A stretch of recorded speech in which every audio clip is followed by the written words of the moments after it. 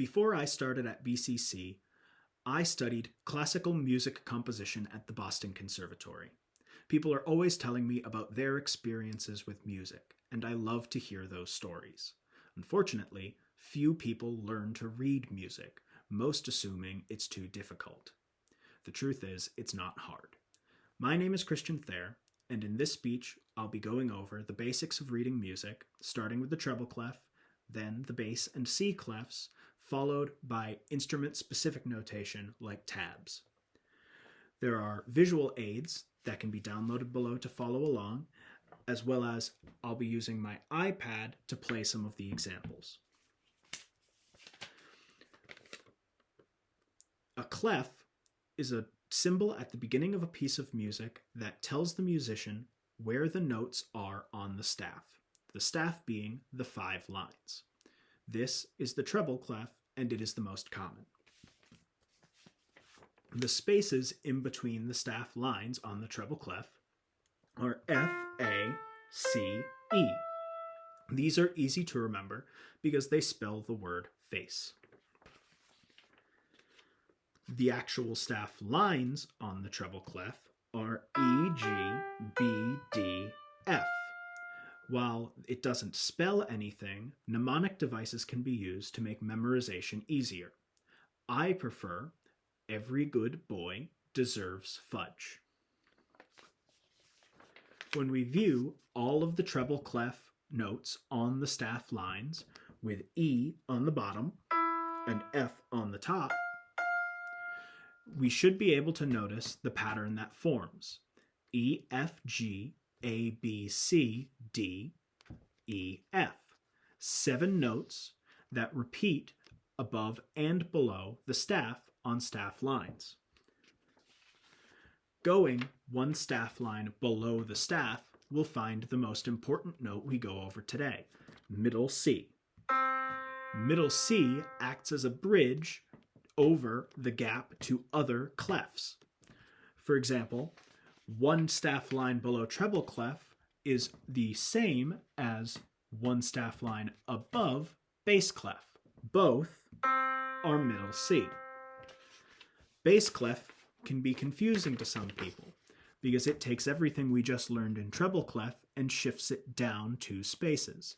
The F, A, C, E we just learned is now A, C, E, G.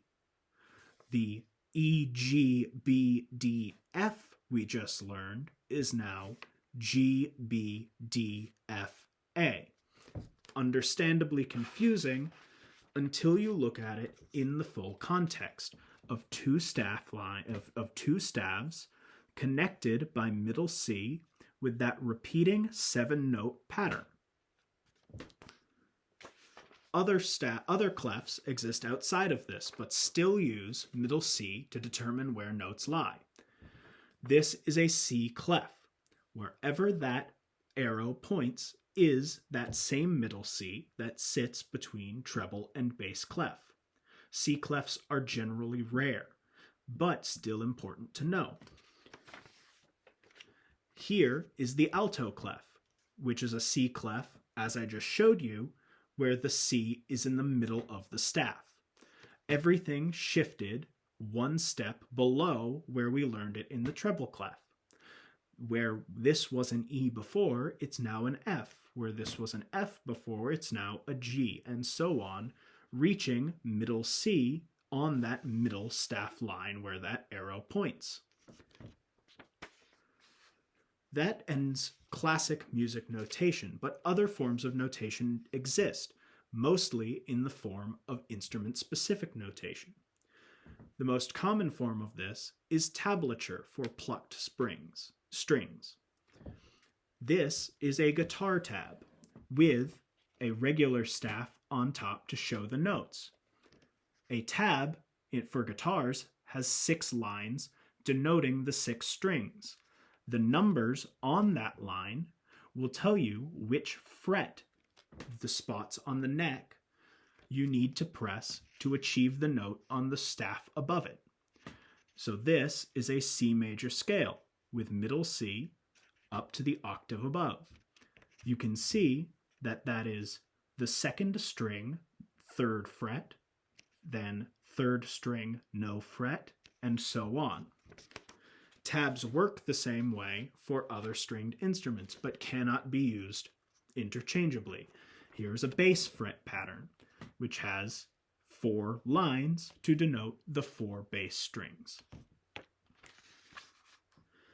Music has been an incredibly important part of my life, and I love to hear how it has affected others. In a world where school systems are defunding arts programs, I find it important to pass on this knowledge that might not be offered to the future generations. Hopefully, this presentation inspires you to explore your own music possibilities. Thank you.